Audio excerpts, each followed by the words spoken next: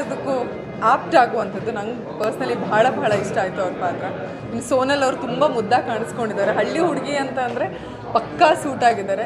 ಶ್ರುತಿಯಮ್ಮ ಬಂದಾಗ ನಿಜವಾಗ್ಲೂ ನಾನೇ ವಿಷಲ್ ಹೊಡೆದೆ, ಅಷ್ಟು ವಿಭಿನ್ನವಾದಂತಹ ಪಾತ್ರ.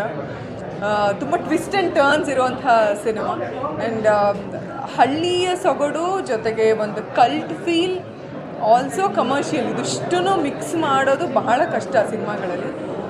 ತುಂಬ ಚೆನ್ನಾಗಿ ಮಿಕ್ಸ್ ಮಾಡಿದ್ದಾರೆ. ಆ್ಯಂಡ್ ಫೈಟ್ ಸಖತ್ತಾಗಿದೆ.